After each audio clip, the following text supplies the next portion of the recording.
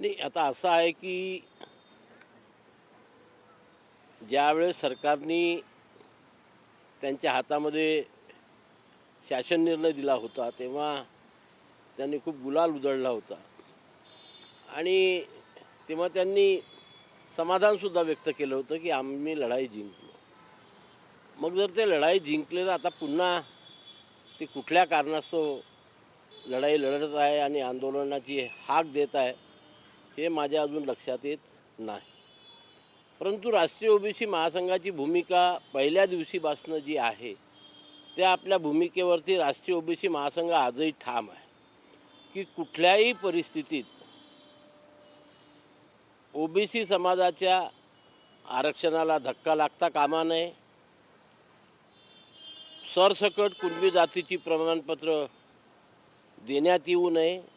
ज्यांचे पुरावे सापडले असतील त्याला आमचा कधी विरोध नव्हता आणि भविष्यामध्ये सुद्धा विरोध राहणार नाही. आणि म्हणून नेहमी सरसकट शब्दाचा जो वापर केला जात होता तोच वापर मी सुद्धा करतो आहे की सरसकट कुणबी जातीची प्रमाणपत्र देऊन कुणालाही ओबीसीमध्ये समावेश करण्यात येऊ नये या भूमिकेवर आम्ही आजही ठाम आहोत. आणि म्हणून ज्या दिवशी आमच्या लक्षात येईल की यांच्यामुळे आमच्या ओबीसीच्या आरक्षणाला धक्का लागतो आहे, सरसकट कुणब्यांची प्रमाणपत्र देऊन नवीन लोक ओबीसीमध्ये येत आहे, त्या दिवशी यापूर्वीसुद्धा या राज्यातील संपूर्ण ओबीसी समाज एकत्रित येऊन एक संघपणे लढा दिला आणि आपल्या संविधानिक आरक्षणाचं रक्षण केलं. त्याच धर्तीवरती आम्हीसुद्धा आमच्या संविधानिक आरक्षणाचं रक्षण करण्याकरता आज पण सज्ज आहोत आणि आम्ही पण त्याच उत्तरात उत्तर देऊन आम्ही आपल्या ओबीसीच्या संविधानिक आरक्षणाचं रक्षण करू ही ग्वाही तुम्हाला आज राष्ट्रीय ओबीसी महासंघातर्फे देतो. 1994 मध्ये जसा शासनाने आरक्षणासंदर्भात निर्णय घेतला त्याच धर्तीवर मराठा आरक्षणासंदर्भात निर्णय घ्यावा.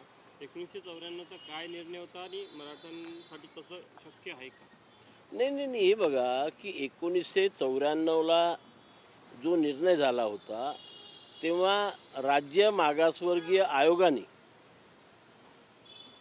कुणबी मराठा किंवा मराठा कुणबी यापैकी एक प्रकारे एक जात लिहिली असेल. जसं आधी कुणबी ओनली कुणबी ही जात काका कालेलकरांपासून शिफारस झालेली आहे, मंडल आयोगाच्या अहवालामध्ये सुद्धा होत आहे आणि अजूनसुद्धा फक्त कुणबी लिहिलेले लोकसुद्धा आहे.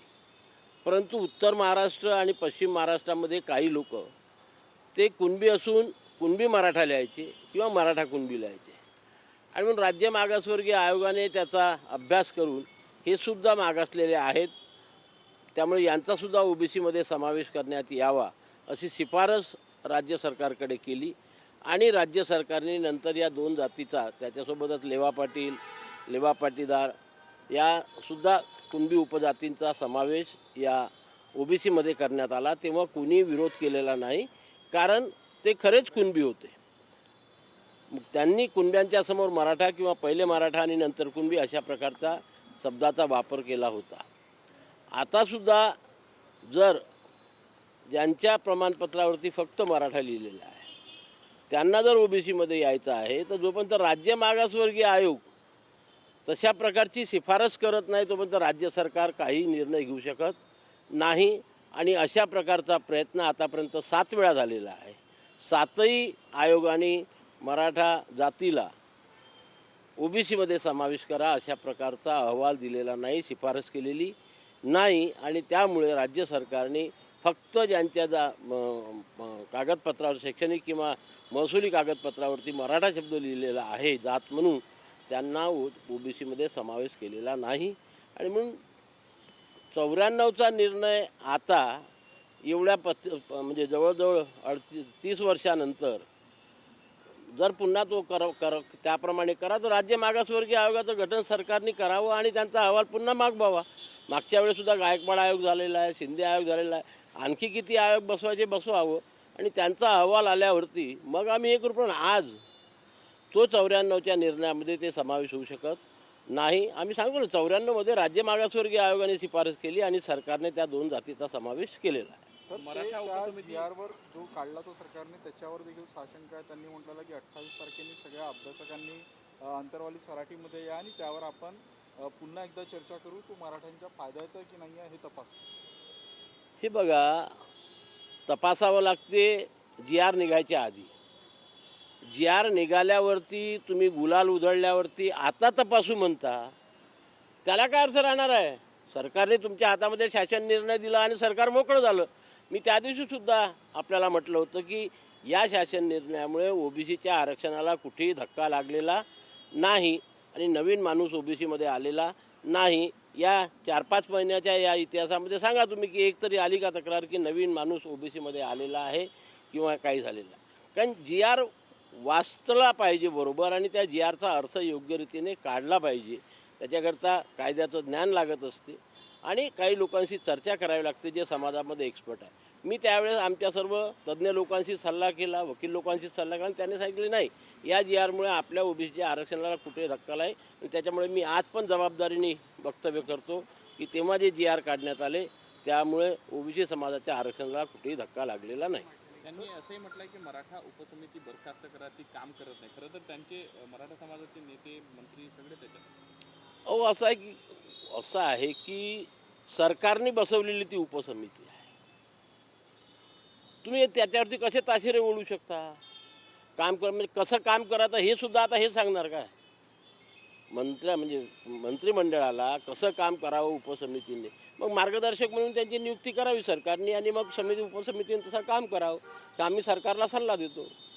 सर, त्या सल्ला देण्यापूर्वी त्यांनी जे जी आर स्वीकारला आणि गुलाल उधळला, मी तुम्हाला आधीच म्हटलं ना की जी आरमध्ये काही सूचना देखील स्वतः जरांगीने दिल्या. नाही, असं आहे. मी तुम्हाला जे म्हटलेलं आहे की तुम्ही आंदोलन संपवण्यापूर्वी 2-2 तास त्या जी आरचं वाचन केलं. वाचन झाल्यावर जे दुरुस्ती पाहिजे होती ती दुरुस्ती तुम्ही करून घेतली, मनाप्रमाणे करून घेतली आणि त्याच्यानंतर शासन निर्णय घेतला आणि नंतर गुलाल उधळला. ही सर्व प्रक्रिया झाल्यावर आता जर आपण म्हणता की आम्ही पुन्हा त्याचा अभ्यास करू, त्यावेळेसुद्धा काही लोकांनी आपल्याला आठवत असेल त्यांना विरोध दर्शवला होता, तेव्हा त्यांना ते ऐकत नव्हते, हे करत होते. अभ्यास आधी करायचा असतो, नंतर करायचा नसतो. आणि म्हणून जेव्हा तुम्हाला सरकारने ड्राफ्ट नोटिफिकेशन म्हणा किंवा ड्राफ्ट शासन निर्णय तुम्हाला दिला होता, तुम्ही स्वतः त्याचं 2 तास वाचन करून समाधानी झाला होता. त्याच्यामुळे निघालेला जी आर चुकीचा आहे हे म्हणण्याचा आज तरी त्यांना कुठल्याही प्रकारचा अधिकार नाही. सर, तुम्ही ओबीसी नेत्यांची बैठक घेणार आहे का जरांगीच्या आंदोलनाच्या पार्श्वभूमीवर? काही त्या म्हणजे इथून पुढे तुमची काय वाटचाल असेल? नाही, आमच्या बैठका सातत्याने सुरूच असतात. आजही आमचे महासचिव सचिनजी राजूरकर हे कोकणामध्ये कालपासनं फिरून राहिलेले आहे. जनगणनेचा प्रश्न घेऊन म्हणजे लोकांना समजवून सांगत आहेत, त्यांना एकत्रित करत आहेत. जर हा मुद्दा वेळेवर आला तर आमचे लोक सज्जच आहे. आमच्या 12ही महिने ॲक्टिव्हिटी सुरू असतात. कुठला ना कुठला उपक्रम घेऊन आम्ही आंदोलन करत असतो.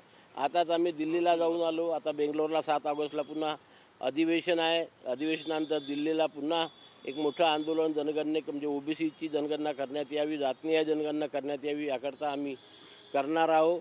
कालच जो एक मुद्दा राज्य सरकारने पुन्हा नवीन घेतला की जे मागासवर्गीय SC ST OBC आहे त्यांनी वयामध्ये सवलत, शैक्षणिक अर्हतेमध्ये सवलत किंवा अनुभवामध्ये सवलत, या 3 सवलतीपैकी एखादा लाभ घेऊन अर्ज केला असेल तर त्या उमेदवाराची ओपनमध्ये खुल्या प्रवर्गात विचारणा होणार नाही. त्याचा आम्ही जाहीर निषेध केलेला आहे आणि सरकारला निवेदन केलं की आपण लवकरात लवकर हा जो निर्णय घेतला हा SC ST OBCच्या विरोध आहे, तो त्वरित मागे घेण्यात यावा.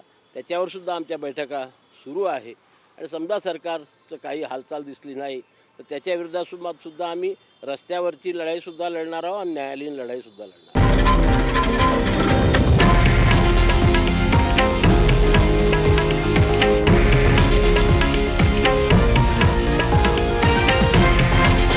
हे आहे देशातील नंबर 1 न्यूज नेटवर्क आणि आपण पाहत आहात TV9 मराठी, एकमेव.